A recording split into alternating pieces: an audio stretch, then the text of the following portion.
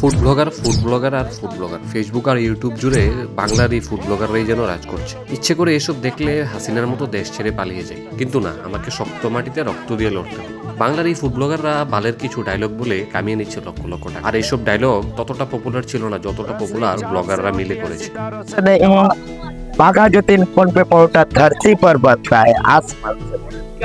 কোথাও বলছে 400 কোটির ফেস ভ্যালু, চাঁদে গেলেও পরোটা পাবেন 4G পরোটা। কেউ বলছে এক পিস রুটি 2 লক্ষ টাকা, সাথে মিষ্টি দিদির পাঠার মাংস আর আমেরিকান দাদার বিরিয়ানি। ইচ্ছে করে সব ছেড়ে ফুড ব্লগার হয়ে যায়। বাল কিছু বিক্রি করবো না করবো, ইন্টারভিউ দিয়ে দিন কাটিয়ে দেবো। সাথে থাকবে পপুলারিটি আর বাল ছেড়া কিছু ডায়লগ। বাকি রইল হাইজিনের কথা। কোথাও খাচ্ছে মানুষের খাবার ইঁদুর, আর কোথাও খাচ্ছে কুকুর। এসব খাবার নিয়েই মারছে বড় বড় ডায়লগ। দাদাগিরি থেকে ধরে নতুন নতুন দোকানের কেক কাটছে এসব সেলিব্রিটিরা। তবে সময় সবার একরকম থাকে না।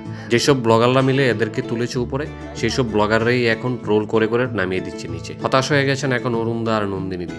যাচ্ছে না আর ব্লগার, আর আসছে না কাস্টমার। একসময় এদের কাছে এতটা ভিড় ছিল যে খাবার খেতে গিয়ে কাস্টমার মার খেয়েছে তাদের হাত থেকে। এখন বসে বসে মাছি মারা ছাড়া আর কোনো কাজ নেই। ফুটপাতের জায়গা দখল করে বড় বড় ডায়লগ মারা সেলিব্রিটিগুলো এখন যেন মুখ থুবড়ে পড়েছে। নেই আর আগের মতো ব্লগার আর কাস্টমার। এখন নাকি ওদের ডায়লগগুলি শুনলে লোকের কাছে খুব বিরক্তকর লাগে। একসময় এদের ডায়লগগুলি দিয়ে মানুষের মন জিতিয়ে নিয়েছিল, আর আজ এই ডায়লগগুলি শুনলে মানুষ দূর দূর করছে। সবশেষে বলা যায় ওদের দিন এখন শেষ।